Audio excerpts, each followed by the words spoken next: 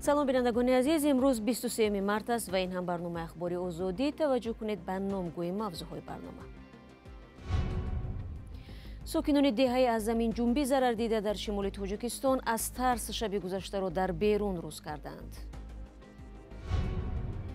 имон муҳим аст ё саломатӣ? Дар моҳи рамазон мусулмонони рӯзагир миёни ин ҳарду созиш меҷӯянд. 22 сол аст ки ман илоҷашро пайдо кардам. ман бомдод доруямро мегирам ва шом.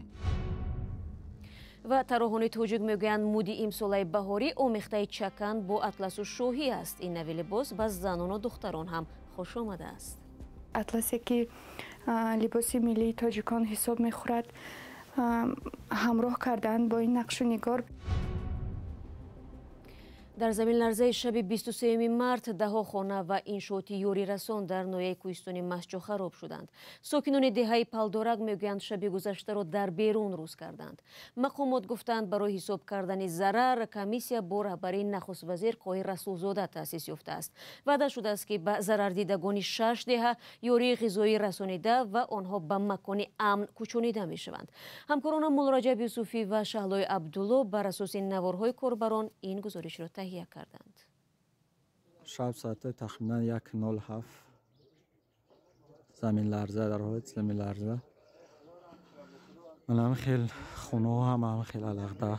اینجا دهه‌ی پالدورک ناحیه کوهستانی مسجو است. زمین لرزه شدید شب 23 مارت ساکنان آن را از خانه ها بیرون آورد.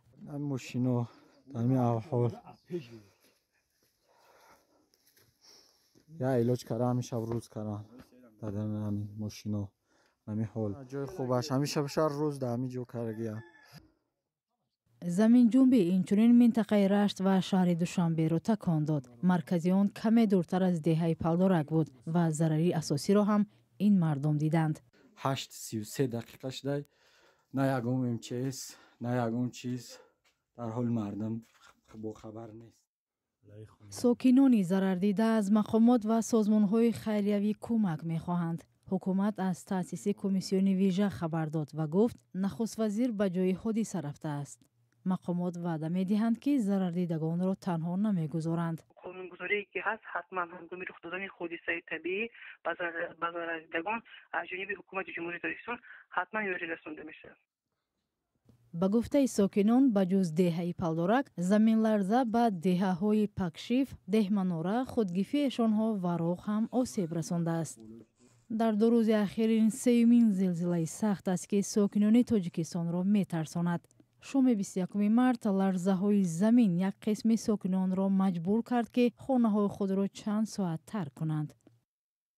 تاجیکستان در منطقه زلزله خیز قاره آسیا جایگیر است. به این خاطر کمیته حالت‌های فوق‌العاده به ساکنان هشدار می‌دهد که همیشه به چنین حالت‌ها آماده باشند. ولی حالا مردمی ضرر دیده از حکومت یاری می‌خواهند. барномаро идома медиҳем. бо расидани моҳи рамазон ҳамеша суоли доимӣ аз нав садо медиҳад ки гирифторони бемориҳои музмин ё кӯҳнаву хроникӣ ба мисли бемории қанд ё меъда бояд чӣ кор кунанд? рӯза нагиранду худро гунаҳгорист кунанд ё рӯза бигиранду саломативу ҷони худро дар хатар гузоранд? ҳоло табибони Британия мегӯянд роҳҳое ҳаст ки беморон метавонанд ҳам ба имонашон ва ҳам ба саломатияшон осеб нарасонанд. ҳамкорам Тоири Сафар гузориш медиҳад. меҳриниса ҳусайн аз як даста беморӣ аз ҷумла диққи нафас, дарди зону ранҷ мекашад. барои ҳамин пайваста барои муоина ба назди табибонаш дар шаҳраки Валсали Бритониё меравад. бо вуҷуди ин рӯза мегирад. бисёр дард мекунад. баъзе рӯзҳо хуб аст, баъзе рӯзҳо хуб нест. ҳар рӯз хӯрдани мусаккин ва ё доруҳои таскиндиҳандаи дард бисёр бад аст. ман диққи нафас дорам, аз он ранҷ мекашам. фишори хунам ҳам баланд аст. миллионҳо мусулмони гирифтори бемориҳои музмин ва ё хроникӣ ҳоло дар дуроҳа монданд ки чӣ гуна рӯза бигиранд то ҳолашон бад нашавад. риояти ин фарзи ислом барои мусулмонон ҳатмист, вале барои онҳое ки ҳар рӯз дору мегиранд тавсияи табибон ҳам аз фарз кам нест.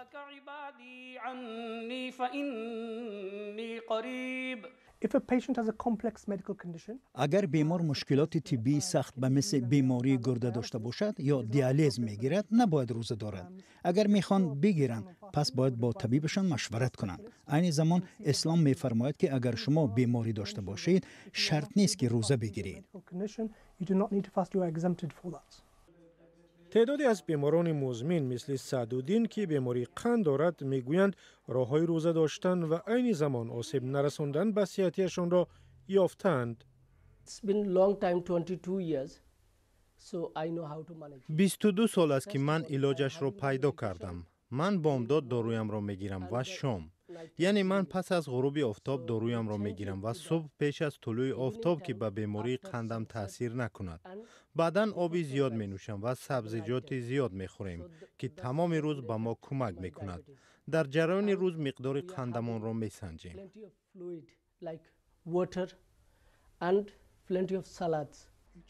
انجمن طبی مسلمانان بریتانیا گفته است که بسیاری از مردم روزه‌داری را از صحتیشان بالاتر می‌گذارند که مایه نگرانی است.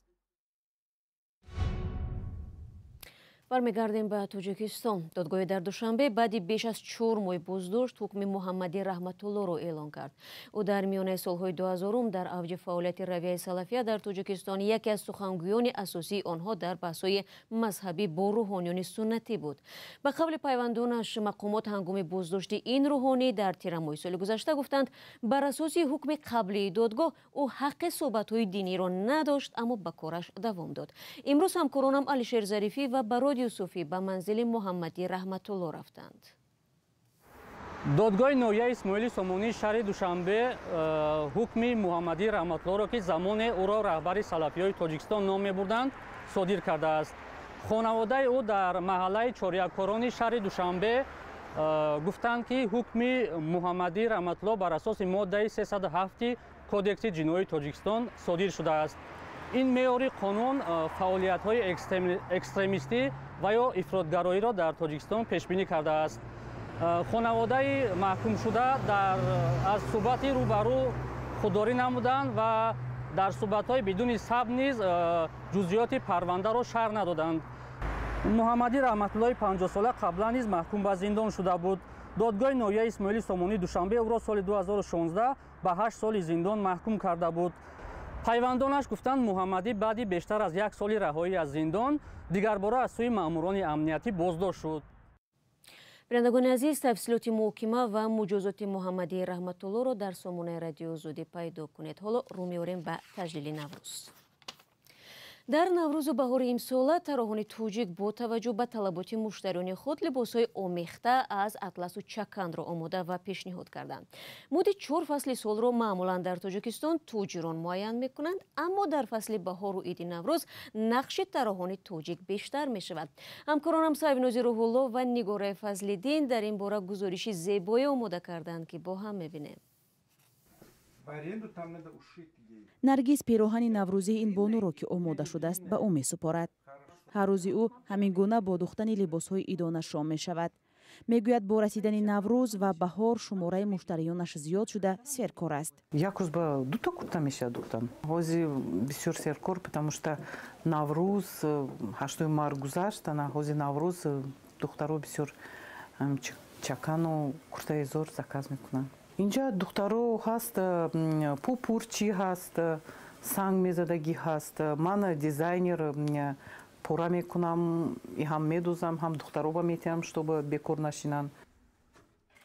در این دکان همراه با نرگس بانوان دیگر هم به او کمک میکنند. کارشان گوناگون است. یکی چکن میدوزد و دیگری پاپوری. دوختن اطلس و ادرس و چسبانیدن مهره های آرایشی کاری نفرانی دیگر است. این زنان را خانه مودی طراح معروف تاجیک خورشید ستاروف به هم آورده است.